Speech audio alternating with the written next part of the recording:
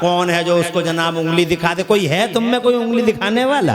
कोई है दुनिया में अल्लाह को उंगली दिखाने वाला? अरे आज तक का रिकॉर्ड है लोगों, आज तक का कोई सूरमा जमाने में ऐसा नहीं जिसने अल्लाह अज़्ज़ा वजल्ले की कुदरत में कभी उंगली दिखाने की हिम्मत की हो। और अगर किसी ने खुद सरी की तो अल्लाह के जलाल का सामना नहीं कर पाया। जब अल्लाह का जलाल जोश में आया, तवज्जो है, कोई टिक पाया? कोई टिक पाया? फिरौन मौलाना रब्बकुमुल आला, मैं तुम्हारा खुदा हूँ। मगर जब अल्लाह का जलाल जोश में आया, पानी की छोटी छोटी लहरों से ही मार डाला नमरूद मौलाना रब्बकुमुल आला, मैं तुम्हारा परवरदिगार हूँ। लेकिन जब अल्लाह का जलाल जोश में आया तो खुदा की कसम नमरूद को एक छोटे से मच्छर नहीं तबाह कर दिया। और जनाबे वाला अबू जहल बोला, बद्र के मैदान में अबू जहल कहता, बद्र के मैदान में अबू जहल कहता, आज मैं मोहम्मद और मोहम्मद के मिशन को दफन करके रख दूंगा। उसी बद्र के मैदान में अबू जहल की चौधराहट और अबू जहल की सूरमाई के ताबूत में आखिरी कील ठोकने के लिए अल्लाह ने दो छोटे छोटे बच्चों को एक मढ़ैया से ही निकाल दिया। जरा जोर से कह दो सुभान अल्लाह। जनाब वाला अल्लाह ने हजरत इमाम हुसैन की गर्दन पे जनाब तलवार चलाने वाले, छुरी चलाने वाले उस यदीद कुत्ते और यदीद के दस्तरखान की हड्डियां खाने वाले शिमर हरमला उबैदुल्लाह बिन जियाद जैसे कुत्तों को ठिकाने लगाने के लिए जनाबे वाला खुदा की कसम बाकायदा एक इंसानी फौज अल्लाह तबारक व तआला अल्लाह की कुदरत से एक इंसानी फौज सामने आती है और जनाबे वाला जालिमों को कैफरे किरदार तक पहुंचा देती है। हजरत हिटलर मर गया जमाने में, हजरत हलाकू तबाह हो गया, चंगेज खां मर गया। मैं ये कहना चाहता हूं, आज तक का रिकॉर्ड है ह्यूमन हिस्ट्री में जिसने आंखें दिखाने की कोशिश की है कुदरत खुदा को। अल्लाह की कसम, जब अल्लाह का जलाल जोश में आया, हिम्मत नहीं किसी पावर वाले की कि वो ठहर जाता अल्लाह के सामने। तो कौन है? अल्लाह फरमाता है मैंने बस्तियों को मार डाला। कौन है जनाब वाला उन बस्तियों को बचाने वाला? अल्लाह फरमाता है आसिम अल यौम मिन अम्रिल्लाह, अल्लाह के हुक्म से कोई नहीं बचेगा। नहीं बचा जनाब वाला। हिम्मत है किसी की कोई बच जाए? मगर हम देखो, गौर करो, अपने ऊपर गौर करो, नमाज नहीं पढ़ते जी, तवज्जो है। मस्जिदें तो बहुत आलीशान बन रही हैं, एक नहीं तीन तीन बन रही हैं, चार चार बन रही हैं, कई कई करोड़ रुपए मस्जिदों की मीनारों में खर्च हो रहे हैं, एसियां लगाई जा रही हैं मस्जिदों में, कोटा स्टोन, इटली स्टोन, न जाने कौन कौन से पत्थर लगाए जा रहे हैं। मस्जिदों को वो चमक दमक, मस्जिदों को वो चमक दमक मिली है आज के दौर में, ऐसी मस्जिदें कभी नहीं चमकी थी जैसे आज के दौर में चमकी हैं जी। अरे छप्पर थे, कच्ची थी मस्जिदों में, जैसी चमक आज हुई है मस्जिदों में ऐसी चमक कभी नहीं हुई। तवज्जो है। मगर जितने जलील आज है कलमा पढ़ने वाले, इतने जलील भी कभी नहीं थे, इतने जलील भी कभी। वजह मस्जिदें बनाना काफी नहीं है जी। कोटा स्टोन मार्बल लगा दिया, कोटा का मार्बल, राय जनाब वाला मकराने का मार्बल, इटली का मार्बल आपने लगा दिया और मस्जिदों में एसियां लगा दी, कामयाबी मिल जाएगी। बहुत आला किस्म की जनाब वाला, आला किस्म की आपने सफ़े रख दी मस्जिद के अंदर, तो आप सोच रहे हैं आप बहुत कामयाब हो जाएंगे ना। मस्जिदों को बनाना कमाल नहीं है, मस्जिदों को बसाना कमाल है। बेशक बेशक। 12 साल का हो जाए बच्चा जनाब वाला साथ लेके जाओ, 8 साल का हो जाए साथ लेके जाओ, 12 साल का हो जाए मार मार के नमाज पढ़वा। कितने लोग नमाज पढ़वा रहे हैं अपने बच्चों को जनाब वाला। हजरत मोहतरम पिछले दौरों में जब शुरू से ही अपने बच्चों को नमाजी बनाते थे, उन बच्चों की भी शान अलग हुआ करती थी। उन बच्चों में से एक बच्चे की मिसाल सुनाता हूँ, जरा जोर से सुभान अल्लाह कह दो।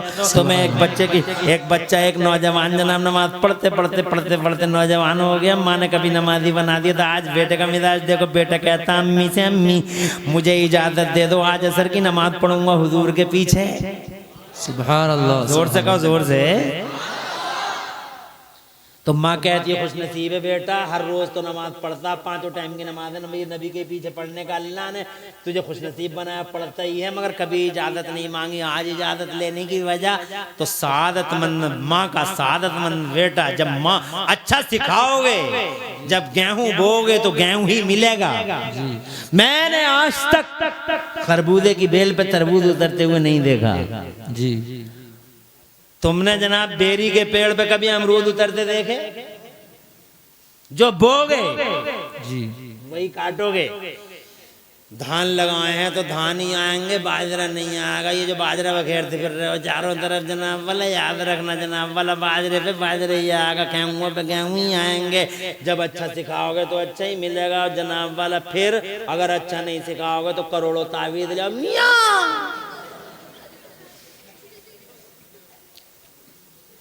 मियाँ बच्चा माँ के पेट में है, माँ गाना गा रही है,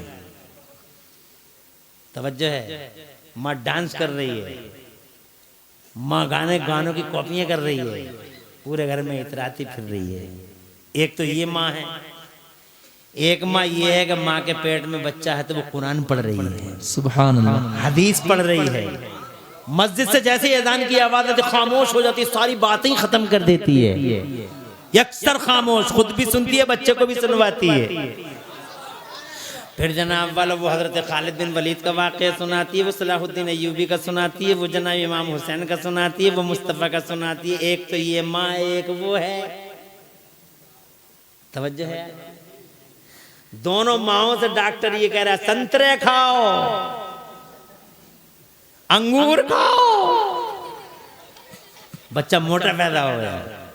सबको यही फिक्र है, हसीन हो, जमील हो, ब्यूटीफुल, सुंदर, और सेब खाओ, सेब लाके दो, संतरे लाके दो, अंगूरों के खोसे लाके दो, संतरे लाओ, बच्चा मोटा पैदा होगा। मगर आज तक किसी को ये फिक्र भी हुई कि संतरे भी खिलाओ और अजान भी सुनवाओ? बेशक, संतरे भी खिलाओ, अंगूर के खोसे भी खिलाओ, और कुरान भी सुनो और कुरान भी सुनवाओ। अगर एक तरफ अंगूर, सेब और संतरे खाने से बच्चा हसीन और जमील और तंदुरुस्त पैदा होगा, तो दूसरी तरफ कुरान शरीफ सुनने और सुनाने और अज़ान सुनने और सुनाने और मुस्तफ़ा जान रहमत की हदीसें सुनने और सुनाने से बच्चे की रूह सेहतमंद होगी। सुभान अल्लाह। फिर जब वो ऐसी पाकीदा रूहानियत वाला होगा तो फिर तावीज़ों की जरूरत नहीं। और अगर जनाबे वाला सिर्फ संतरे ही संतरे खिलाए हैं और कुछ नहीं करा, तो फिर एक तावीज़ नहीं जी, फिर तुम 10 तावीज़ ले आओ मियाँ से, मगर तीसरे दिन कहोगे ये तावीज़ का कोई असर नहीं हो रहा, होगा ही ना।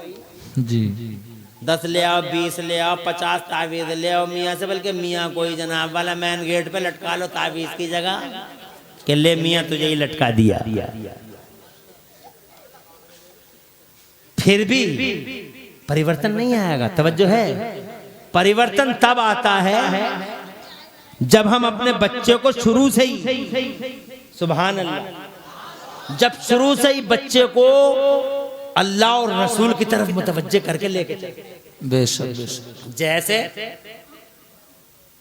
परेशान तो नहीं है, जैसे इसी बद्र के मैदान में, इधर इधर तवज्जो करो, इसी बद्र के मैदान में माँ एक छप्पर में रो रही थी, नबी मैदान बद्र में थे, हुजूर के साथ 312 लोग या 310 से ऊपर लोग थे, अबू जहल के साथ 1000 लोग थे, तीर थे, तलवार थे, घोड़े थे, हथियार थे, मादियत थी उनके साथ। नबी के साथ में सिर्फ 310 से ऊपर कुछ लोग थे और टूटी हुई चंद तलवारें थीं और बस।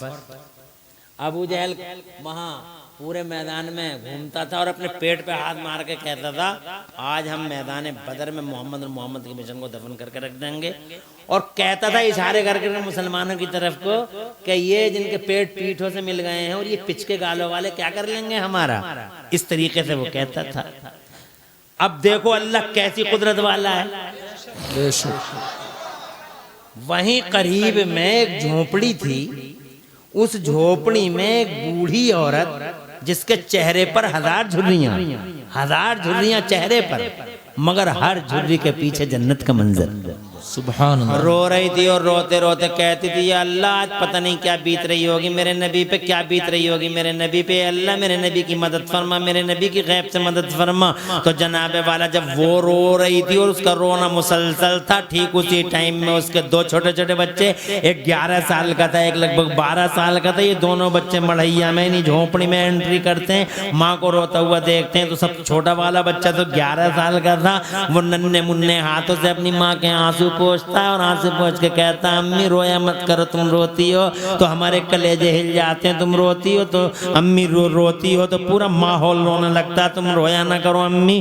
तो जनाबे वाला कहने लगे, अम्मी बेटे मुझे तुम्हारे नबी की याद आ रही है, पता नहीं क्या बीत रही होगी हमारे मुस्तफ़ा पे। बच्चा पूछता, अम्मी बात क्या है? कहा मैदान बदर में मुस्तफ़ा 300 के साथ है और अबू जहल 1000 के साथ है, और वो ये कसम खाता फिरता है कि आज मैं मोहम्मद और मोहम्मद के मिशन को दफन करके रख दूंगा। तो 11 साल का बच्चा बोला, अम्मी तो इसमें रोने की क्या बात है? अगर उस नाहंजार ने कसम खाई है कि वो मोहम्मद और मोहम्मद के मिशन को दफन करके रख देगा, तो माँ मैं तेरे सामने अल्लाह की कसम खाता हूँ, माँ अल्लाह की कसम खाता हूँ कि मैं या तो अपनी जान दे दूंगा या अबू जहल की जान ले लूंगा, तू घबरा मत, रोना बंद कर। 11 साल का बच्चा जनाब, 12 साल का बच्चा, बड़ी लंबे बहुत लंबा वाकया, मगर मैं ये कहना चाहता हूँ जनाब वाला, पहले से ही उन्हें मुस्तफ़ा की मोहब्बत की गुट्टियाँ पिलाई जाती हैं। बेशक बेशक। यही वजह रही कि आज शादी हुई, तवज्जो है, आज शादी हुई, पहली रात है, और पहली रात में कैसे कैसे ख्वाब और ख्याल होते हैं, कैसे कैसे ख्वाब देखे जाते हैं, क्या क्या जिंदगी के मंसूबे बनाए जाते हैं। आज ही दुल्हन आई है घर में, अरे छोड़ो यहाँ की थोड़ी कह रहे हूँ, आज ही दुल्हन आई है।